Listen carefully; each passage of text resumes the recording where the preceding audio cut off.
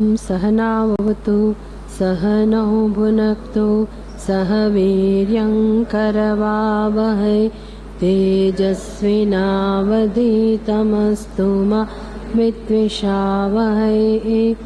ॐ शान्ति शान्ति शान्तिः।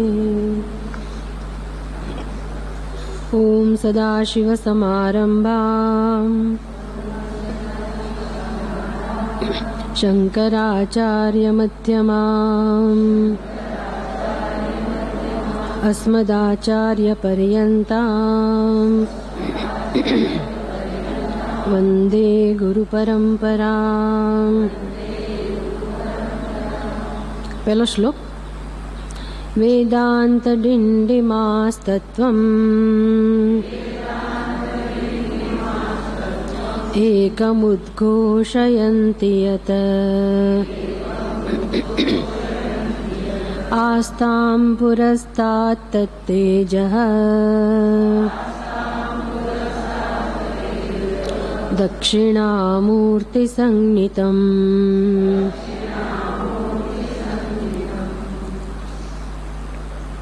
वेदांत डिंडिमाः यत् एकं तत्त्वम् उद्घोषयन्ति। वेदांत डिंडिमाः अर्थ उपनिषदो उपनिषद वचनानि। वेदांत વેદના અંતભાગમાં જે ઉપનિષદની અંદર સંવાદો આપવામાં આવેલા છે એને કહેવાય વેદાંત વચનાની, જેને અહીંયા ઉદ્ઘોષણા એવું કહું. વેદાંત ડિંડીમાં અર્થાત વેદાંતની અંદર જે મહાવાક્યના દ્વારા ગુરુ શિષ્યના સંવાદના માધ્યમથી જે ઉપદેશ આપવામાં આવેલો છે એને તે વચનોને અહીંયા વેદાંત ડિંડીમાં એવું કહેવામાં આવ્યું. એ વચનો જેને સમજાવે છે, એ વચનો જેનું નિરૂપણ કરે છે, જે તત્વનું યત તત્વમ ઉદ્ઘોષયંતિ, જે તત્વની ઘોષણા કરે છે, જે તત્વનું નિરૂપણ કરે છે, એ તત્વ કયું છે? એકમ. એકમ તત્વમ. તત્વ કોને કહેવાય? અનારોપિતમ તત્વમ. તત્વની વ્યાખ્યા એ છે કે જેના ઉપર કોઈ પ્રકારનો અધ્યારોપ કરવામાં નથી આવ્યો. અનારોપિતમ તત્વમ. તત્વ એને કહેવાય જેમાં કોઈ પ્રકારનો અધ્યારોપ નથી, જે શુદ્ધ છે, જે યથાર્થ સ્વરૂપમાં છે. એવું જે તત્વ છે એક, એવું જે તત્વ છે એને ગ્રંથકાર અહીંયા દક્ષિણામૂર્તિ સંજ્ઞિતમ, એ તત્વનું નામ જ દક્ષિણામૂર્તિ કહી દે છે. એ તત્વ એટલે બીજું કોઈ નહીં પણ સાક્ષાત દક્ષિણામૂર્તિ એટલે કે ગુરુ, પરમ ગુરુ, પ્રથમ ગુરુ, જે શિવજી પોતે જ જે ગુરુના રૂપમાં અવતર્યા એ સ્વરૂપ એટલે દક્ષિણામૂર્તિ ભગવાનનું સ્વરૂપ. અને એ તત્વ પોતે જ સાક્ષાત છે, માટે એકમ તત્વમ, જે એક અને અદ્વિતીય છે એવું જે સ્વરૂપ છે, એ સ્વરૂપ જે આત્માનું સ્વરૂપ છે, જેનું નામ કહેવામાં આવ્યું દક્ષિણામૂર્તિ સ્વરૂપમ. હવે પ્રાર્થના કરે છે, આ તત્વને સીધી જ પ્રાર્થના કરે છે. તત્તત્વમ પુરસ્તાદ આસ્તામ. પુરસ્તાદ એટલે અમારી સમક્ષ એ તત્વ ઉપસ્થિત થાઓ, ઉપસ્થિત રહો. મંગલાચરણનો શ્લોક છે ને આ પહેલો શ્લોક એટલે મંગલાચરણ. અહીંયા ગ્રંથકાર મંગલાચરણ કરે છે. આપણને એમ થાય કે મંગલાચરણની શી જરૂર છે? ભગવાનનું નામ જ લેવાનું છે આ ગ્રંથની અંદર, તત્વનું જ નિરૂપણ કરવાનું છે, તત્વનું જ અધ્યયન થવાનું છે, અને ભગવાન પોતે જ મંગલકારી છે, કલ્યાણ સ્વરૂપ છે, તો એનું નિરૂપણ કરવામાં મંગલાચરણની શી જરૂર? તમને એવું કહે કે ભાઈ પૂજા કરવી હોય તો શરૂઆતમાં તમારે ગણપતિની પૂજા કરવી જોઈએ નિર્વિઘ્નાર્થ. પણ પછી ગણપતિની પૂજામાં પછી પ્રશ્ન થાય કે એની પૂજા કરતા કોઈ પહેલી પૂજા કરવાની એવી જરૂર છે? ભાઈ ગણપતિ એટલે જ મંગળકારી, એમ તત્વ એટલે જ મંગળકારી. બધા શુભનું મૂળ અહીંથી જ શરૂ થાય. એવું જે શુભ તત્વ છે એનું નિરૂપણ કરવા જતા હોઈએ તો પછી મંગલાચરણની ક્યાં જરૂર રહી? એ જ મંગલ છે. એટલે કહે છે કે ભાઈ આ ગ્રંથની રચના જ્યારે કરતા હોઈએ ત્યારે ભગવાનને પ્રાર્થના કરવી જરૂરી છે. કારણ કે એ ગ્રંથની રચના પાછળનું પ્રયોજન કયું હોય? આગળ કહું ને કે ભાઈ આચાર્ય પોતે એવું ઈચ્છે છે કે એને ઉપનિષદના માધ્યમથી જે દર્શન પ્રાપ્ત થયું, પોતાનું પારમાર્થિક સ્વરૂપ એનું દર્શન પ્રાપ્ત થયું, પોતાનું સ્વરૂપ એને સમજાયું અને જાણી શક્યા કે હું જે મારા વિશે સમજ ધરાવતો હતો એ મારું સત્ય નહોતું, એ મારું સત્ય ક્યારેય નહોતું, અને અનંતકાળથી હું પોતાને જીવ એવું સમજતો હતો. અને જગતને મારા કરતાં જુદું, અને ઈશ્વરને જીવ જગત કરતાં પણ જુદો. જેમ આપણે એવું જ જીવીએ છીએ ને, ભગવાનમાં શ્રદ્ધા હોય, ભગવાનના પૂજા પાઠ કરતા હોય, બધું કરતા હોય, પણ છતાંય આપણને એમ કે ભગવાન એટલે ઉપરવાળો, ઉપરવાળો જાણે, ભગવાન કરશે, એને ખબર છે બધી, એટલે જાણે કે ભગવાનને હજી આપણે દૂર રાખવા ઈચ્છતા હોઈએ. ભલે આમ અંદર શ્રદ્ધા બધી હોય, સમજે હોય, પણ તોય હજી આપણને ભગવાન આપણા કરતાં જુદો જ જણાય, જુદો જ લાગે. એટલે એ જે જુદો જણાતો ભગવાન ધીરે ધીરે નજીક આવતો જાય અને આત્મ સ્વરૂપે જ્યારે પ્રગટ થાય, પછી તો પૂછવું જ છું, પછી તો કોઈ દ્વૈત રહ્યું જ નહીં, પછી તો એકમ એવા દ્વિતીયમ એ બરાબર સમજાઈ જાય. અને એ એક તત્વ એટલે જ પૂર્ણતા, એટલે એ એક તત્વનું દર્શન એટલે જ જીવ જગત બુદ્ધિનો નાશ, દ્વૈતનો નાશ. અને ભલે ને જગત હોય, ભલે ને પોતાની ઉપાધિ હોય, તો પણ આપણે એ તત્વનો આનંદ ભરપૂર લઈ શકીએ, પોતાના સ્વરૂપને માણી શકીએ. આવું જ જો સત્ય હોય અને દરેક માટે એ શક્ય હોય, મનુષ્ય માત્ર પોતાના આ સ્વરૂપને જાણી શકે એવી વ્યવસ્થા સૃષ્ટિની અંદર હોય, શાસ્ત્રની અંદર બધા માટે આ જ ઉપદેશ હોય, તો પછી હું શું કામ લોકોને આ ના જણાવું? મને જે વસ્તુ સમજાય ગઈ એ લોકો સુધી હું કેમ ના પહોંચાડું?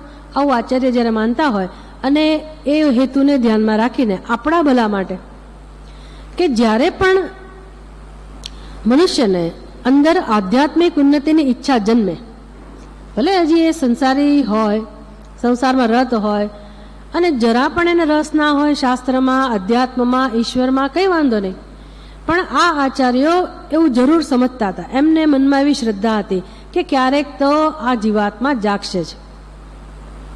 એટલે આપણી સંસ્કૃતિમાં આ સંસ્કૃતિની બહુ મોટી ભેટ છે. પરમાત્મા પણ આ વસ્તુને વિચારે છે, આ વસ્તુને ધ્યાનમાં રાખે છે.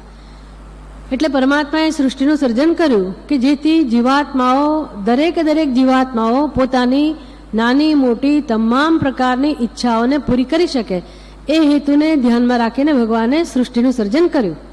અને જીવાત્માઓ પોતાના પુરુષાર્થથી એ ઈચ્છા પૂરી કરવા પ્રયાસ કરે છે. પણ પછી જ્યારે જીવાત્માને એવું થાય અંદરથી એને જ્યારે પરમાત્માને જાણવાની ઈચ્છા થાય, અથવા તો આ ભૌતિક સુખમાંથી એ ધરાઈ જાય, અને હવે શું જીવનમાં, હવે આ બધું નથી જોઈતું, અને હવે કંઈક એવું સુખ જોઈએ છે જે ટકાઉ હોય, જે નિર્નિમિત્ત હોય, જે ઓછા શ્રમથી મળતું હોય, અને આ બધા બંધનોનો અનુભવ થયા પછી એ બંધનમાંથી છૂટવું હોય એવી ઈચ્છા જન્મે કે ભાઈ હવે મારે આના કરતાં આગળ વધવું છે, આના કરતાં ચડિયાતી વસ્તુ જોઈએ છે. કહો કે મોક્ષ જોઈએ છે, એવી એને ઈચ્છા થઈ ગઈ કે મને મોક્ષ જ જોઈએ છે, બસ ભગવાન આ જોઈતું જ નથી. જેમ અર્જુન કહે ને ભગવાનને, ન કાંક્ષે વિજયમ કૃષ્ણ ન ચ રાજ્યમ ન સુખાની, ભગવાન હવે આ બધી વસ્તુઓ મારી સામે ના લાવશો, હું તમારા શરણે જરૂર આવ્યો છું અને હું દુઃખી છું એ પણ સ્વીકારું છું, પણ હું પોતે જ જાહેર કરું છું કે આમાંની એક પણ વસ્તુ મને જોઈતી નથી. તમે આ પૃથ્વીનું રાજ્ય આપો તો એમાંય રસ નથી, અને સ્વર્ગલોકનું રાજ્ય આપો એમાંય રસ નથી. કદાચ ભગવાન એમ કે ભાઈ તારો કોઈ હરીફ હશે જ નહીં, તારો કોઈ શત્રુ પણ નહીં હોય, તારા જીવનમાં કોઈ પ્રકારની મુશ્કેલી નહીં, બધા પ્રકારનું સુખ તને મળી જાય, સુખ, વૈભવ, પ્રતિષ્ઠા, આ બધું મળી જાય, તો તું માને કે નહીં? અર્જુન પહેલેથી જ કહે છે કે ભગવાન હવે મને કશામાં રસ નથી. આપણને એમ લાગે કે આ ખરેખર આને ડિપ્રેશન કહેવાય, એવું કહેવાય ખરું, પણ સાથે સાથે અર્જુન બીજું કહે છે કશામાં રસ નથી, ભગવાન એક વસ્તુમાં રસ છે, એક વસ્તુમાં રસ છે. જો તમે મને મારા અંતઃકરણમાં, મારા હૃદયમાં જે શોક, જે વિષાદ, જે દુઃખ અત્યારે હું અનુભવું છું, એમાંથી તમે મને હંમેશ માટે મુક્તિ અપાવી શકતા હો એવો કોઈ ઉપાય તમારી પાસે હોય તો મને એમાં રસ છે. તન્મે બ્રૂહી, ભગવાન એ મને કહો. યદ નિશ્રેયસ્યાત, યેન નિશ્રેયસ્યાત, જેનાથી મારું કલ્યાણ થાય, જેને કારણે હું હંમેશ માટે દુઃખમાંથી મુક્ત થઉં, એવું હંમેશ માટે દુઃખમાંથી મુક્તિ થાય એવી જો વ્યવસ્થા હોય, એવી સંભાવના હોય તો જ મને રસ છે. બાકી કામ ચલાવ દુઃખ દૂર થયું એવા ઉપાયો તો અમારી પાસે છે જ, એવા ઉપાયો છે જ ને આપણી પાસે. આઈસ્ક્રીમ ખાઈ લીધો, ફરવા ગયા, ટીવી જોયું, કોઈકને મળી આવ્યા, જરાક આવું કર્યું એટલે આપણને ભૂલી ગયા આપણી મૂળ વેદના. અર્જુનને એવા કામ ચલાવ સુખમાં રસ નથી. એટલે આવું નિશ્રેયસ્યાદ, આપણને પણ જ્યારે એવું થાય કે મોક્ષ મળે એવું થાય તો કેવું સારું. એટલે ભગવાન પણ જાણે છે કે જીવાત્માને ક્યારેક આવી ઈચ્છા જન્મી શકે. સંસારી બુદ્ધિના મનુષ્યને પણ સમય જતાં વૈરાગ્ય જન્મે, એવી કોઈ ભૂમિકા સર્જાય તો એના મનમાં પણ પરમાર્થની ઈચ્છા જાગે, મોક્ષની ઈચ્છા જાગે. ત્યારે શું કરવું? બીજી બધી ઈચ્છાઓને ધ્યાનમાં રાખીને ભગવાને સર્જન કર્યું, પણ આ મોક્ષની ઈચ્છા જાગે ત્યારે શું કરવું? એની વ્યવસ્થા કરવી જોઈએ કે ના કરવી જોઈએ? જો એની વ્યવસ્થા ના કરે તો એનું જે સર્જન છે એ પૂર્ણતા ભરેલું ના કહેવાય. એટલે આપણા મનમાં અત્યારે ભલે ઈચ્છા ના હોય, પણ ભવિષ્યમાં આ ઈચ્છા જન્મી શકે એવી સંભાવના છે એવું ભગવાન જાણતા હોય તો પછી એને અનુરૂપ વ્યવસ્થા ગોઠવી શકે. એટલે આપણી સંસ્કૃતિમાં પારાવાર વસ્તુઓ ઉપલબ્ધ છે, રસ્તાઓ તૈયાર છે, નકશા તૈયાર છે. બસ મારે નક્કી કરવાનું છે કે મારે આ દિશામાં જવું છે કે કેમ, આ માર્ગે જવું છે કેમ. બાકી બધી સામગ્રી ઉપલબ્ધ છે. કશું સામગ્રીની શોધમાં મારે જવું પડે કે નવી સામગ્રી તૈયાર કરવી પડે એવું પણ કશું નથી. આ આપણી સંસ્કૃતિની મહાનતા છે, વિશેષતા છે. બહુ બધું કામ કર્યું છે આચાર્યોએ, કેટલું બધું કામ કર્યું. ઋષિમુનિઓ કેવું જીવન જીવ્યા અને પોતાનું જીવન સમર્પિત કરીને પોતે તો તરી ગયા, સ્વયં તીર્ણાહા, પોતે તરી ગયા. પોતાને હવે કોઈ જરૂર નથી, કોઈ શ્રમ ઉઠાવવાની જરૂર નથી. એ જંગલમાં જઈને આરામથી ઝાડ નીચે બેસી રહે કે ગુફામાં બેસી રહે અને એના સ્વરૂપમાં લીન રહે તો એને કોઈ કહેનારું નથી. એને કોઈ શ્રમ ના ઉઠાવે તો ચાલે. અને છતાં એ લોકોએ શ્રમ ઉઠાવ્યો. કોના માટે? આપણા માટે. કે જ્યારે આપણે જાગીએ ત્યારે આ બધી વસ્તુઓ તૈયાર હોય. એટલે આ ગ્રંથની રચના થાય ત્યારે આચાર્ય, રચયિતા, રચનાકાર એટલું તો ધ્યાનમાં રાખે છે કે આ ગ્રંથ ભવિષ્યમાં મુમુક્ષુઓના હાથમાં પહોંચે. મુમુક્ષુની ઈચ્છા જાગે ત્યારે એવું ના બને કે આવા ગ્રંથ ના હોય. આ ગ્રંથ ઉપલબ્ધ હોય અને એમના હાથ સુધી પહોંચે. એવું ના બને કે ભાઈ આગ લાગીને બળી ગયા અથવા કોઈ આક્રમણ કર્યું અને બધા ગ્રંથો જતા રહ્યા. આ બધું બનેલું છે, બનવાની સંભાવના છે. એટલે આચાર્ય ભગવાનને પ્રાર્થના કરી અને આ બધી સલામતી માટે અને એ ગ્રંથ પાછળનું જે પ્રયોજન છે કે જિજ્ઞાસુ કે સાધક આ ગ્રંથને જાણે, પ્રેમથી એનું અધ્યયન કરે અને પોતે કૃતાર્થ થાય. પોતાના જીવનના જે પ્રશ્નો છે, જીવનની જે સમસ્યાઓ છે એ સમસ્યાઓનો ઉકેલ આ ગ્રંથના અધ્યયનથી મેળવે અને હંમેશ માટે દુઃખમાંથી મુક્ત થાય. આવું એમના મનમાં હોય અને એના કારણે એ ભગવાનને પ્રાર્થના કરે કે આ ગ્રંથ સલામત રહે અને એ સફળતાપૂર્વક લોકોના હાથમાં જાય, અધ્યયન થાય અને લોકો કૃતાર્થ થાય. આવી ભાવના. મંગલાચરણ છે ને 3 રીતે થતા હોય. કાં તો તત્વનું અનુસંધાન હોય, તત્વનું નિરૂપણ હોય અને મંગલાચરણ થાય. પૂર્ણમદઃ પૂર્ણમિદમ એ પણ મંગલાચરણમાં થઈ શકે. તત્વનું નિરૂપણ જેનાથી સીધું જ અનુસંધાન થાય તત્વનું, એ સ્વરૂપમાં મંગલાચરણ થઈ શકે. પછી ભગવાનને નમસ્કાર કે ભગવાનને પ્રાર્થના એવા રૂપમાં પણ મંગલાચરણ થાય. અથવા આશીર્વાદ પ્રગટ કરતા હોય એવા રૂપમાં પણ મંગલાચરણ થાય. મંગલાચરણના આવા પ્રકારો હોઈ શકે. શરૂઆતમાં મંગલાચરણ થઈ શકે, ગ્રંથના મધ્યમાં પણ મંગલાચરણ હોય અને ગ્રંથના અંતમાં પણ મંગલાચરણ થઈ શકે, જેવી ગ્રંથકારની ઈચ્છા. અને મંગલાચરણની બીજી એક આવશ્યકતા આચાર્ય એ સમજે છે કે આપણને સંસ્કાર આપવા ઈચ્છે છે, કેળવણી આપવા ઈચ્છે છે. એટલે એને કહેવાય શિષ્ટાચાર. કોઈ પણ વસ્તુનો પ્રારંભ કરતા પહેલા ભગવાનને નમસ્કાર કે ભગવાનને પ્રાર્થના કે ભગવાનનું સ્મરણ થવું જોઈએ. એ પણ એમનો મુખ્ય હેતુ. શિષ્ટાચાર કોને કહેવાય એ આપણને શીખવાડે. એ માટે આમ તો આચાર્ય પોતે જ પરમાત્મા સ્વરૂપ છે અને ગ્રંથનો વિષય પણ સાક્ષાત પરમાત્મા છે. એટલે કોઈ વિશેષ મંગલાચરણની જરૂર ના રહે, પણ શિષ્ટાચારને ધ્યાનમાં રાખીને, મુખ્ય પ્રયોજન ધ્યાનમાં રાખીને ગ્રંથકાર આ મંગલાચરણ કરે છે. અને મંગલાચરણ કરવાની રીત કેવી છે? પ્રાર્થના પણ છે, નમસ્કાર પણ છે, તત્વનું અનુસંધાન પણ છે અને આશીર્વાદ પણ છે. આશીર્વાદ આપે છે. તત્તત્વમ આસ્તામ પુરસ્તા, એ તત્વ દક્ષિણામૂર્તિ ભગવાન જેનું સ્વરૂપ છે એ અમારી સમક્ષ રહો. એટલે એ રચના કરતા હશે ને ત્યારે તો એવું ઈચ્છતા હશે કે દક્ષિણામૂર્તિ ભગવાન એની બુદ્ધિમાં સાક્ષાત રૂપે હોય અને રચના થાય.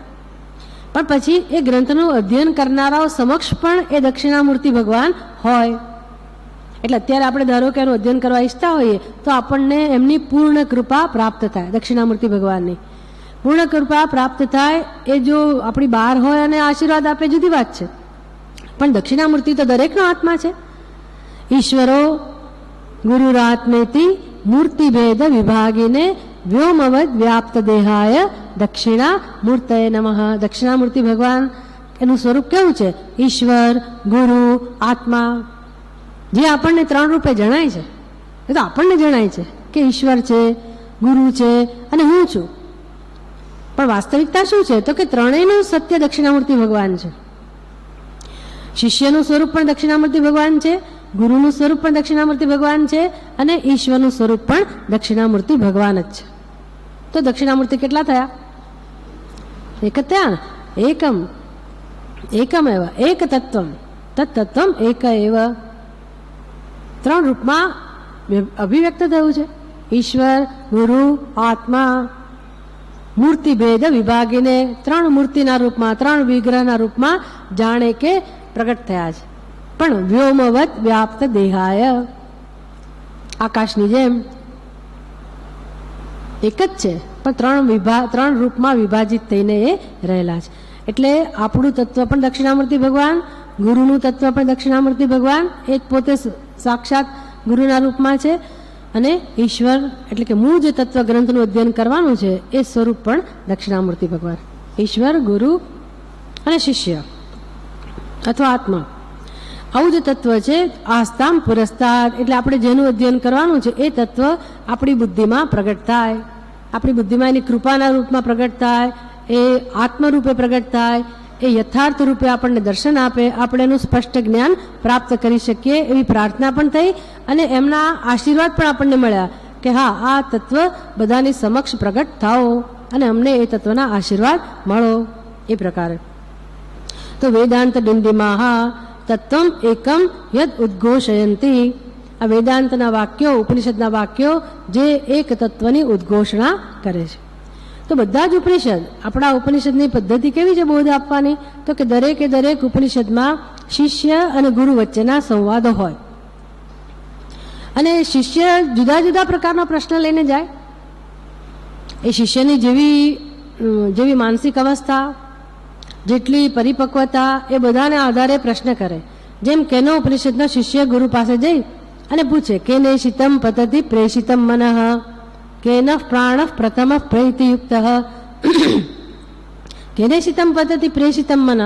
ભગવાન, આ કોને કારણે જગતમાં બધો વ્યવહાર છે? મનુષ્ય માત્રનો વ્યવહાર પણ કોની પ્રેરણાથી થાય છે?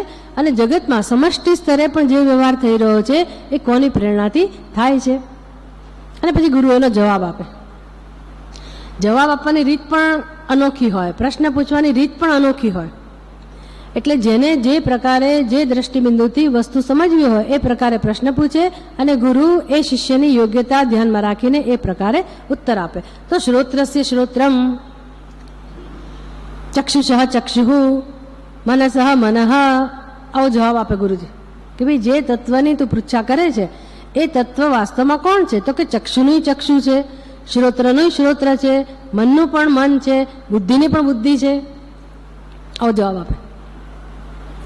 એટલે વધારે નહીં તો આપણે એટલું તો સમજી શકીએ કે જ્યારે એવું કહેવામાં આવ્યું કે શ્રોત્રનું શ્રોત્ર, કાનનું પણ કાન છે, આંખની પણ આંખ છે, મનનું પણ મન છે, તો એ તત્વ બહાર હોય કે અંદર હોય? આટલું તો સમજાય આપણને કે તત્વ બહાર હોવાની સંભાવના નથી. એ તત્વ હશે તો ક્યાં હશે? અંદર હશે. તો આપણે અંદર તો ક્યારેય ઝાંક્યું ના હોય. અંદર તો આપણે પહેલેથી જ આપણા વિશે એક પ્રકારનો અભિપ્રાય ધરાવતા હોઈએ. એટલે અંદર આવા તત્વનું અસ્તિત્વ હોવાની આપણને કલ્પના પણ ના હોય કે આપણે એવા હોઈ શકીએ, એવું સમજી પણ ના શકીએ, વિચાર પણ ના આવે. એટલે હું દુઃખી, હું જીવ, આવો જે નિશ્ચય છે એને કારણે આપણને એ તત્વના સાનિધ્યની કલ્પના પણ ના આવે. એ તો આ બધું ઉપનિષદમાં વાંચીએ ત્યારે ધીરે ધીરે આપણે પોતાનામાં રસ લેતા થઈએ કે ભાઈ મારી અંદર પણ એ તત્વ હોય, હું પણ એવું હોઈ શકું, મારું સ્વરૂપ પણ એવું હોઈ શકે. આપણે તો એવું જ માની બેઠા હતા કે આ જન્મમાં હવે સુખ નામની કોઈ વસ્તુ છે જ નહીં, બીજે હોય તો હોય પણ મારા ભાગ્યમાં તો નથી. આવું બિચારો માણસ માનતો હોય. જેમ જેમ આ બધું સમજતા જઈએ ત્યારે આપણે આપણા સ્વરૂપ વિશે વિચાર કરતા થઈએ. આવું કામ જેની અંદર છે વેદાંત ડિંડીમહા એટલે ઉપનિષદની અંદર આ પ્રકારે મૂળ તત્વનો ઉપદેશ કરવામાં આવ્યો છે. એ તત્વ એકમ, એકમ એટલે અનારોપિતમ. પછી બીજું એનું વિશેષણ કર્યું, તત્તેજ, એ તેજ સ્વરૂપ છે. આ જે દક્ષિણામૂર્તિ ભગવાનના નામથી જે તત્વની ઓળખ આપવામાં આવી, જેને નમસ્કાર કરવામાં આવ્યા, એ તત્વ એક અને અદ્વિતીય તો છે જ, પણ દરેકનું સત્ય છે અને અસ્તિત્વ સ્વરૂપ છે, એટલે કે એને પ્રગટ કરવાનું નથી. વળી એ જ્ઞાન સ્વરૂપ છે, સ્વયં જ્ઞાન સ્વરૂપ, સ્વયં પ્રકાશ સ્વરૂપ છે, માટે એ એની મેળાએ જણાય પણ છે, ઉદ્ભવાય પણ છે, અનુભવાય પણ છે. ઉદ્ભવતું નથી, જાણે કે સ્ફુરણ થતું હોય, ઉદ્ભવતું નથી. એ તત્વ છે પણ સ્વયં સ્ફુરિત છે અને દરેકના હૃદયમાં એ સમાન રૂપે સ્ફુરિત થાય છે. પ્રાતઃ સ્મરામિ હૃદય સંસ્ફુરદ આત્મતત્વમ સચ્ચિત સુખમ પરમહંસ ગતિમ તુર્યમ. પ્રાતઃ સ્મરણ સ્તોત્રની અંદર કહે છે, પ્રાતઃ સ્મરામિ, હું સવાર સવારમાં એ તત્વનું સ્મરણ કરું છું. પ્રાતઃ સ્મરામિ હૃદય સંસ્ફુરત આત્મતત્વમ, હૃદયમાં જે આત્મતત્વ સહજ રૂપે સ્ફુરિત થાય છે એનું હું સ્મરણ કે અનુસંધાન કરું છું. એ કેવું છે તત્વ? સચ ચિત અને આનંદ સ્વરૂપમ પરમહંસ ગતિમ તુર્યમ, જેને તુર્ય એવું કહેવાય, જે પરમહંસની ગતિ છે. પરમહંસ સંન્યાસીઓની કે વિદ્વાનોની એ ગતિ છે, લક્ષ્ય છે અને જીવનનું ધ્યેય છે. એ લોકો એનું દર્શન કરી શકે. આવું જે તત્વ છે સચ્ચિદાનંદ સ્વરૂપ, જે સહજ સ્ફુરે છે, એને હું નમસ્કાર કરું છું. યત સ્વપ્ન જાગર સુષુપ્તમ અવૈતિ નિત્યમ, નિત્યમ જેની ઉપલબ્ધિ છે સ્વપ્નમાં, જાગૃતિમાં, સુષુપ્તિમાં, એ તત્વ તો છે જ. એટલે આગળ આપણે વાત કરીને કે ભાઈ આ ઉપનિષદની કારિકાઓની અંદર એવું કહેવામાં આવ્યું કે ઉપનિષદનું અધ્યયન કરનાર વિદ્વાનો આ તત્વને ઓળખી શક્યા, તત્વને પણ ઓળખી શક્યા અને જગતને પણ ઓળખી શક્યા. ઉપનિષદનો સિદ્ધાંત કયો ને, બ્રહ્મ સત્ય અને જગત મિથ્યા. તે લોકો ઓળખી શક્યા કે જગત મિથ્યા કેમ છે. હવે આપણને રોજ સાંભળતા હોય તોય આપણને પ્રશ્ન થાય, આટલું નક્કર જગત, જેની સાથે રોજ વ્યવહાર કરવાનો, અને જે જગત સુંદર પણ છે, ઉપયોગી પણ છે, અને રોજ રોજ આપણે એની સાથે વ્યવહાર કરવાનો, એ જગતને મિથ્યા કેમ સમજવું? એને મિથ્યા કહેવાય જ કઈ રીતે? આપણને શાસ્ત્રમાં શ્રદ્ધા હોય એટલે આપણે નતમસ્તકે બધું સાંભળીએ, સમજવાનો પ્રયાસ કરીએ, બધું કરીએ, પણ અંદરથી પ્રશ્ન તો થાય ને કે આ જગતને મિથ્યા કેમ કહેવાય? અને શાસ્ત્રને એક જ વસ્તુ સમજાવી છે, બ્રહ્મ સત્ય, બ્રહ્મ એવ સત્ય. એટલે કે એકમ, આ તત્વ કેટલું છે? એક જ છે. એના સિવાય જેનું પણ દર્શન થાય છે, જેનો પણ અનુભવ થાય છે, એ તમને ભલે ને ગમે તેટલું સાચું જણાતું હોય, ગમે તેટલું ઉપયોગી જણાતું હોય, ગમે તેટલું સુંદર જણાતું હોય, તો પણ એની વાસ્તવિકતા શું છે? તો કે યથા સ્વપ્નમાયે યથા ગંધર્વ નગરમ. આ તત્વ જે સત્ય જણાય છે એ વાસ્તવમાં સ્વપ્ન જેવું, જાદુગરની વિદ્યા જેવું અને ગંધર્વ નગર જેવું છે. આવું એ લોકોને તો જણાઈ ગયું, એ લોકો તો સત્યને ઓળખી શક્યા. તો આપણને સત્ય, આ જગત સત્ય જણાય છે અને પરમાત્મા આપણા માટે સમજવાની વસ્તુ છે. પરમાત્માનો ક્યારેય અનુભવ નથી થતો, બ્રહ્મનો અનુભવ નથી થતો. અને એ લોકોનો અનુભવ કેવો છે? એમને જગતનો અનુભવ નથી થતો, એને બ્રહ્મનો જ અનુભવ થાય છે. ભાઈ આપણને એમ થાય, ભાઈ ક્યારેક તો અમને બ્રહ્મનો અનુભવ થવો જોઈએ ને, ભલે રોજ રોજ ના થાય, ક્યારેક તો અમને સાક્ષાત્કાર થવો જોઈએ ને, ક્યારેક તો અમને જણાઈ જવું જોઈએ ને કે હા અમને પરમાત્માનો અનુભવ થયો. ક્યારેક તેવું જણ આપણને કશાકમાં તો એ પરમાત્મા પૂર્ણ રૂપે દેખાવો જોઈએ ને. આપણને આપણામાં ના દેખાય, બહારે ના દેખાય, જગતમાં ના દેખાય. આપણે પરમાત્મા આપણા માટે દર્શનનો વિષય છે કે ક્યારે ભગવાનનું દર્શન થાય, ક્યારે હું ભગવાનને ઓળખી શકું. અને એ લોકો એવું કહે છે કે જે છે ભગવાન જ છે, ભગવાન સિવાયનો બીજો કોઈ અનુભવ જ શક્ય નથી. જે અનુભવ છે પરમાત્માનો જ અનુભવ છે, બ્રહ્મનો જ અનુભવ છે, અને બ્રહ્મ જ સત્ય છે. તો આવું દર્શન એ લોકોને શેનાથી પ્રાપ્ત થયું? એ કેવી રીતે આ દર્શન પ્રાપ્ત કરી શક્યા? વેદાંતના વાક્યોમાંથી, વેદાંતના ઉપદેશમાંથી. કયો ઉપદેશ છે? તેજ સ્વરૂપ પરમાત્માનો નિર્દેશ કરનારા કયા શ્લોકો છે, કયા મંત્રો છે? પાર વગરના મંત્રો છે. યદાદિત્યગતમ તેજ જગત ભાસયતે ખિલમ યચ્ચંદ્રમસી યચ્ચાગ્નૌ તત્તેજો વિદ્ધિ મામકમ. ભગવાન કહે છે કે અર્જુન, એ તેજને તું મારું સ્વરૂપ જાણ. યદાદિત્યગતમ તેજ, જે સૂર્યની અંદર તેજ છે, યચ્ ચંદ્રમસી ચંદ્રમાનું જે તેજ છે, યચ્ચ અગ્નૌ અગ્નિની અંદર જે તેજ છે, અર્જુન એ બીજું કોઈ તેજ નથી, એ તેજ મારું જ છે. તેજ સ્વરૂપ છે એટલે કે જ્ઞાન સ્વરૂપ પરમાત્મા છે. ઓમ નમઃ પ્રણવાર્તાય શુદ્ધ જ્ઞાનૈક મૂર્તય નિર્મલાય પ્રશાંતાય દક્ષિણામૂર્તય નમઃ. દક્ષિણામૂર્તિ ભગવાન કેવા છે? શુદ્ધ જ્ઞાન સ્વરૂપ. એના માટે બીજું કયું નામ છે? ઓમ નમઃ પ્રણવાર્તાય, જે પ્રણવનો અર્થ છે, જેનું નામ ઓમકાર છે, એવા તેજ સ્વરૂપ દક્ષિણામૂર્તિ ભગવાનને નમસ્કાર, જે અત્યંત શુદ્ધ છે, નિર્મળ છે, તેજ સ્વરૂપ છે, એટલે કે સ્વયં પ્રકાશ જેનું સ્વરૂપ છે.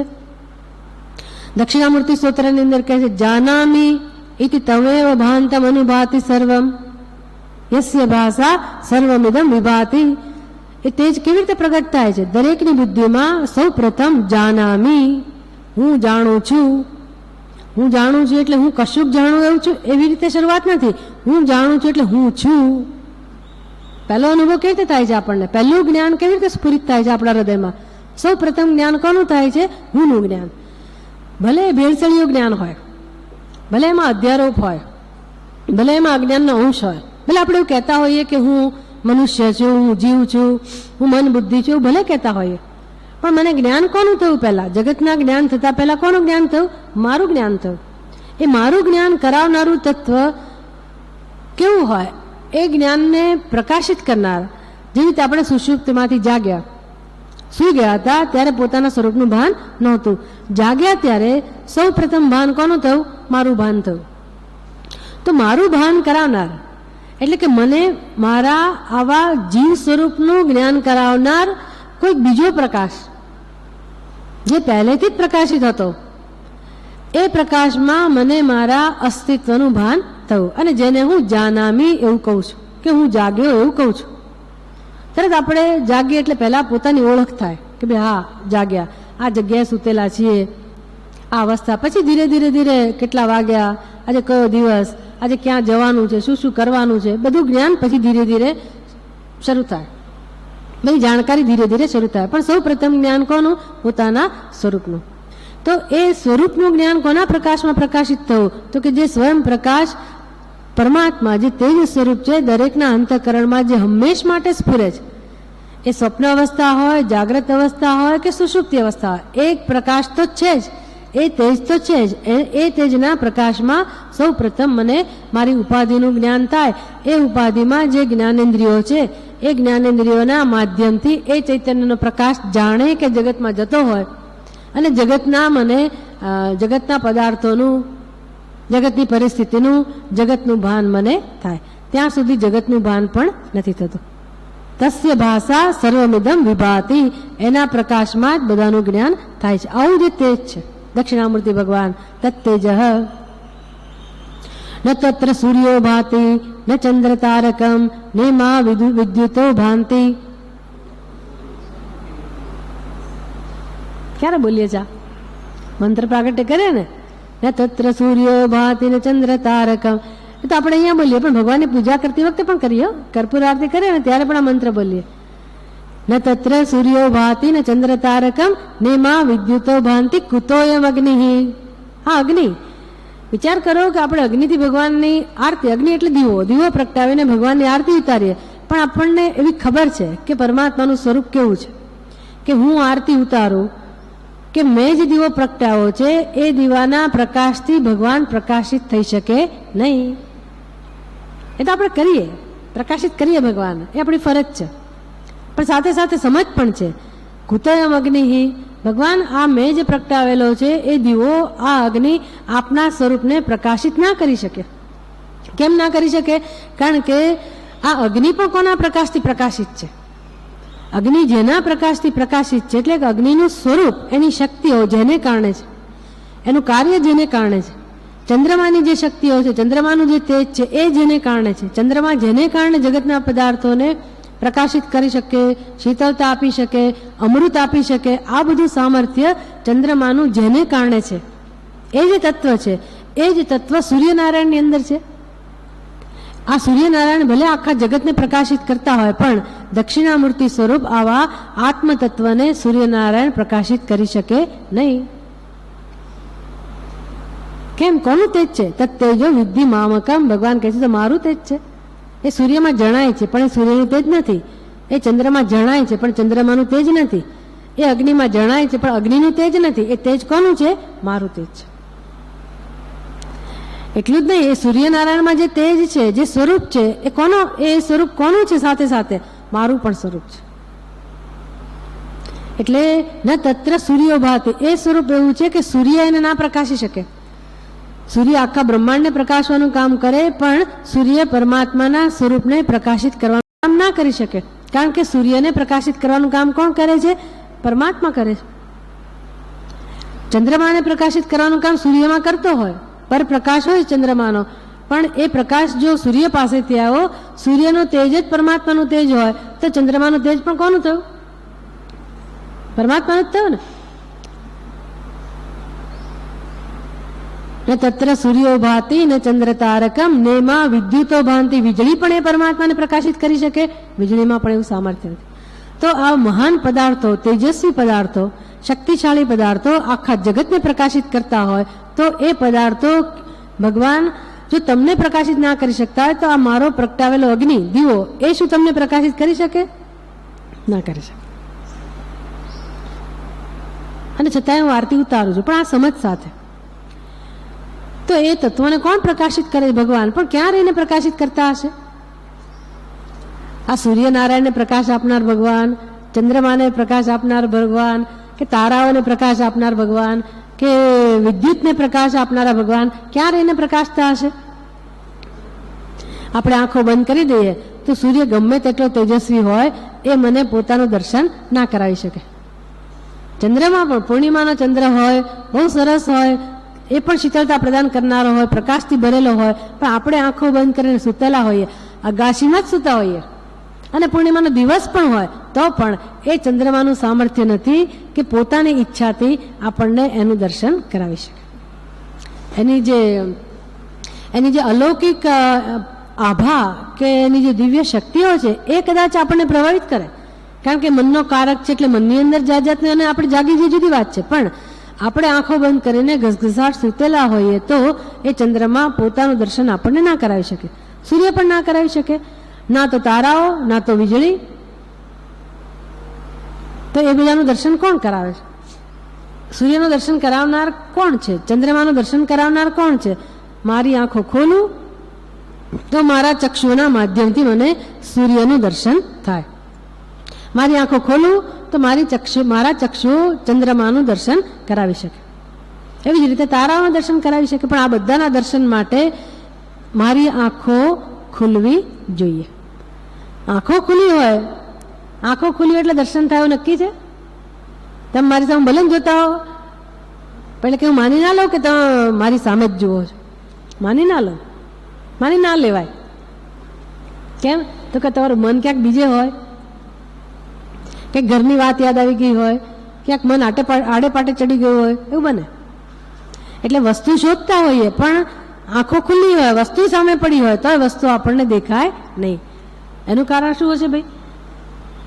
તો કે આંખોને જાણવાનો પ્રકાશ, આંખોથી દર્શન કરવાનું કામ એ કોના પ્રકાશથી થાય છે? આંખો પાસે પોતાનો પ્રકાશ એ નથી. આંખોને કોનો પ્રકાશ મળે છે? મનનો પ્રકાશ. મન પણ ક્યારે વિચારી શકે? મન પણ ક્યારે વસ્તુનું દર્શન કરી શકે? ક્યારે જોઈ શકે? મનની પાછળ બુદ્ધિનો પ્રકાશ હોય ત્યારે.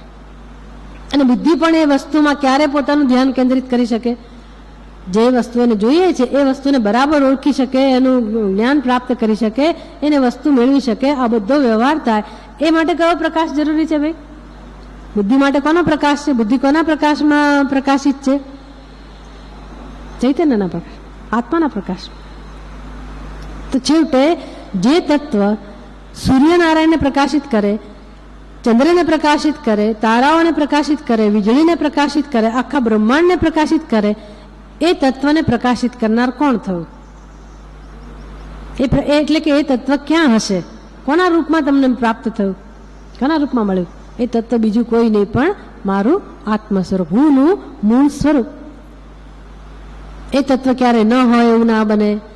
એ તત્વને પ્રકાશિત કરવા માટે બીજા કોઈ પ્રકાશની જરૂર નથી. એ સ્વયં સિદ્ધ છે, સ્વયં સ્ફુરિત છે. સ્વપ્ન જાગરે સુષુપ્તમ અવૈતિ નિત્યમ. નિત્યમ એટલે હંમેશા એ તત્વનો અનુભવ થાય છે.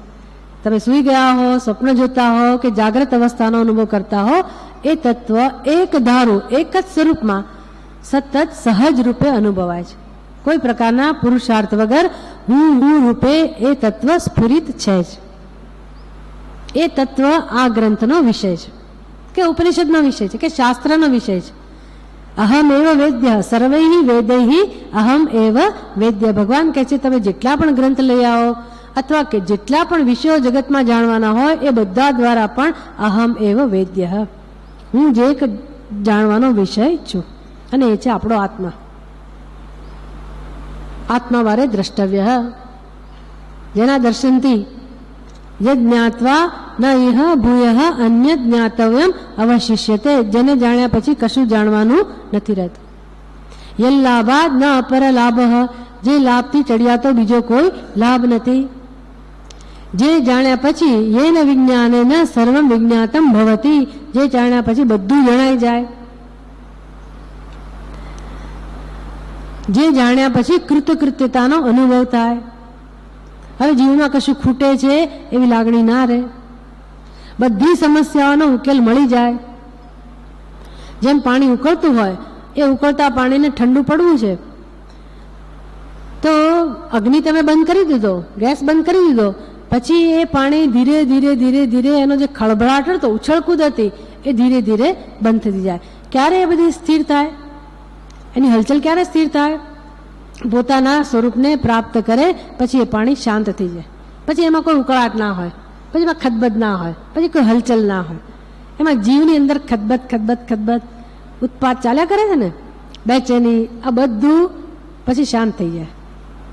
આત્મની એવ આત્મના તુષ્ટ, પોતાના સ્વરૂપને જાણી લે પછી બધી સમસ્યાઓનો અંત આવી જાય. પછી કોઈ વસ્તુ એવી ના રહે જે આપણને સતાવે, જે આપણને ટેન્શનમાં રાખે, જે આપણને અતૃપ્ત રાખે કે ઉણપતાનો અનુભવ કરાવે, આવી કોઈ વસ્તુ ના રહે. You feel at home. ઘરે આવી ગયા, હાશ, કેમ તમે રખડી રખડીને આવો અને પછી બધા પોટલા નીચે મૂક્યા, હાશ બસ હવે મને બેસવા દો. તડકો આખો દિવસ તડકો સહન કર્યો, બધું રખડ્યા અને હવે ઘર મળ્યું, ઘરમાં આવી ગયા, હવે બધો સામાન બાજુએ મૂકો અને શાંતિથી ઘડીક બેસીએ.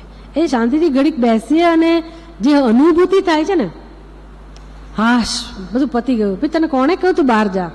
એ ના પૂછશો. કોણે કહ્યું તું કે આવો પ્રોગ્રામ બનાવો મહિના મહિના સુધી ફરવાનો? એ બધું ના પૂછશો ભાઈ. પણ અમને હવે છેડો મળી ગયો. શેનો છેડો? ધરતીનો છેડો મળી ગયો. શેને કારણે? ઘરે આવ્યા. પણ કોણે કહ્યું તું ફરવા જાઓ? પેલા ઘરમાં જતા ને, એ બધું ના પૂછતા. પણ અત્યારની લાગણી મહત્વની છે. બધેથી ફરી ફરીને આવ્યા અને હવે અમને શાંતિ છે. કેમ? તો કે હવે ઘરે આવી ગયા. બસ મારું ઘર એ જેવું હોય એવું. એ તૂટેલું ફૂટેલું નાનું ઝૂંપડા જેવું ઘર હોય તો વાંધો નથી, અને મોટું હોય તો વાંધો નથી, પણ મને મારું ઘર જોઈએ. ઘરે આવ્યા અને હાશનો અનુભવ થયો, શાંતિનો અનુભવ થયો.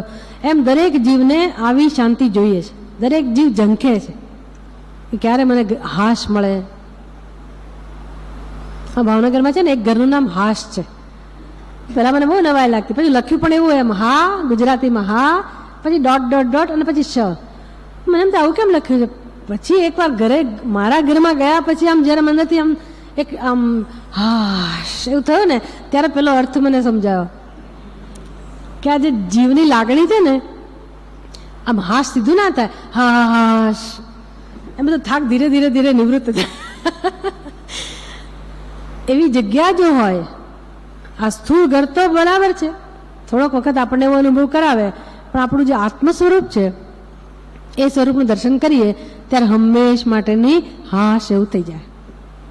જેમ પાણી ઠંડુ પડે પછી બધું ખદબદ બંધ થઈ જાય, એમ આપણા સ્વરૂપને જાણવાથી પરમ તૃપ્તિનો અનુભવ થાય. પ્રજહાતિ યદા કામાન, ભગવાન કહે છે જ્યારે આવું થશે અથવા જ્યારે આવું થાય, પરમ તૃપ્તિનો અનુભવ થાય ત્યારે જ પ્રજહાતિ સર્વાન કામાન, પછી બધી કામનાઓ નિવૃત્ત થાય છે. એટલે આપણે શાંતિ જોઈતી હોય તો શું કરવું પડે, શું કરવું જોઈએ એનું એ આપણને સમજાય. શાંતિ જોઈતી હોય તો મારે શું કરવું? આપણને એમ કેવું ઈચ્છા પૂરી કરું અને શાંતિ થશે.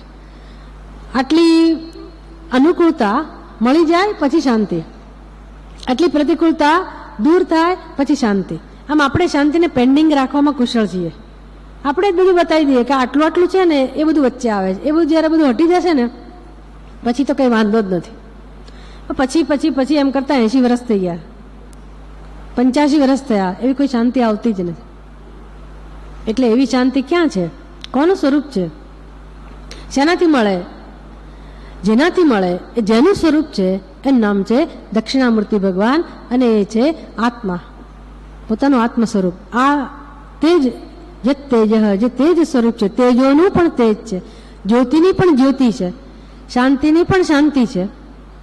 એવું જે મૂળ સ્વરૂપ છે તદ એકમ અનારોપિતમ તત્વમ, એ એક જ છે, એ સિવાય બીજું કોઈ નથી. આવા દક્ષિણામૂર્તિ ભગવાનને નમસ્કાર.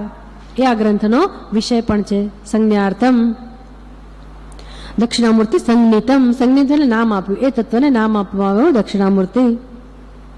દક્ષિણામૂર્તિનો અર્થ કરે તો ને કે જેની જે મૂર્તિનું મુખ દક્ષિણ દિશાની તરફ છે એને દક્ષિણામૂર્તિ કહેવાય. સીધો સાદો અર્થ. દક્ષિણ દિશામાં જેનું મુખ છે એને કહેવાય દક્ષિણામૂર્તિ. દક્ષિણામૂર્તિનો બીજો અર્થ શું થાય? જે દક્ષ છે. દક્ષ એટલે કુશળ, અત્યંત કુશળ છે. શેમાં કુશળ છે?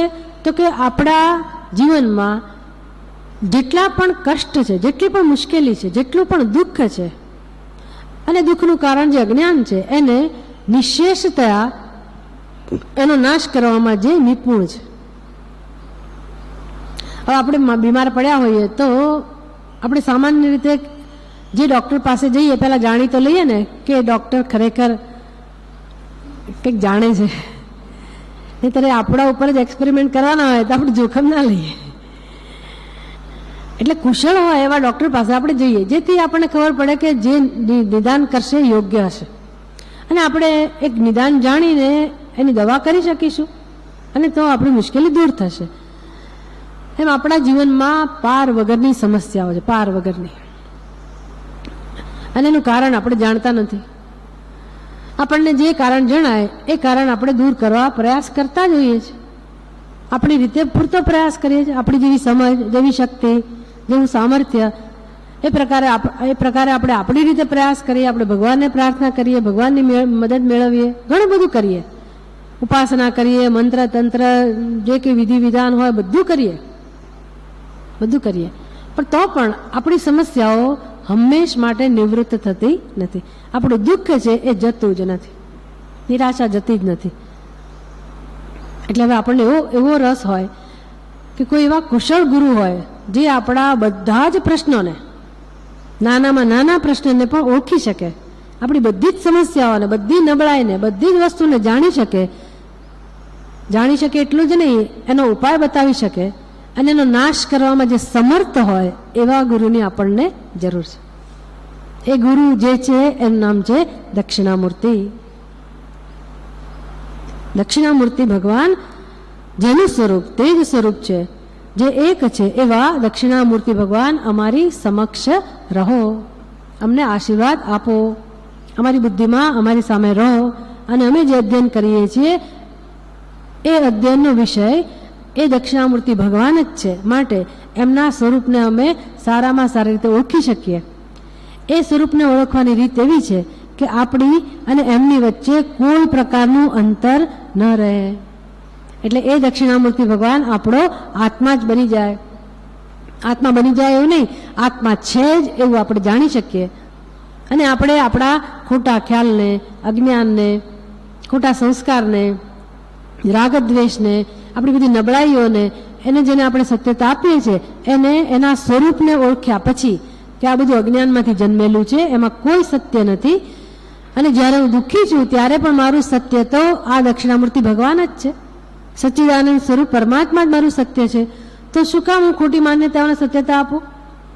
શું કામ મારા જીવનમાં રાગદ્વેષને હું પાયો બનાવું અને હું દુઃખી થઉં? એટલે બધી શક્તિ, બધું તમારું ભણતર, શિક્ષણ, બધા સંસ્કારો, બધું સામર્થ્ય શેની માટે વપરાય? આ ખોટી માન્યતા, રાગદ્વેષ, અજ્ઞાન એને નિવૃત્ત કરવામાં. આવું કરવા માટે આપણને સામર્થ્ય મળે એટલા માટે પણ આપણે ભગવાનને પ્રાર્થના કરીએ છીએ. જો આ બધી વસ્તુ મંગલાચરણમાં સિદ્ધ થતી હોય છે, મંગલાચરણ એટલે ગ્રંથનું અધ્યયન કરવા માટે એટલા પૂરતી જ પ્રાર્થના, ભાઈ ગ્રંથનું અધ્યયનનો હેતુ કયો છે? આપણે વિદ્વાન બનવું છે? એક પછી એક બધા ઉપનિષદ ભણી લીધા, અમને તો બસ બધા ઉપનિષદ આવડી ગયા. ચિન્મયાનંદજી મહારાજની પાસે કોઈ જઈને કહે છે કે I have gone through all the Upanishad. એટલે મહારાજજી પૂછે, have you gone through any Upanishad? Have you gone through any ઉપનિષદ?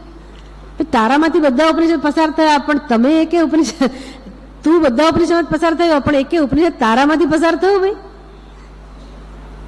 એટલે મેં બધું જાણી તો લીધું, પણ એ જાણ્યા પછી મારી અંદર કંઈક પરમાત્માનું પ્રાગટ્ય કે પરમાત્માની અનુભૂતિ, એનું દર્શન, સાક્ષાત્કાર કંઈક થવું તો જોઈએ ને. એટલે આપણે માત્ર પંડિત બનવા માટે નથી ભણતા, મંગલાચરણ એટલા માટે નથી કરતા કે આપણને બધા શ્લોકોનો બરાબર અર્થ આવડી જાય. આપણને અર્થ આવડી જાય, પણ એ શ્લોકોનું કાર્ય શું છે, એનું પ્રયોજન શું છે? તો કે દરેક શ્લોક મને વિચાર કરતા શીખવાડે છે, મારી બુદ્ધિને ખીલવે છે. બુદ્ધિને ખીલવે છે, અંતઃકરણમાં જે આવરણ છે ને દૂર કરે છે.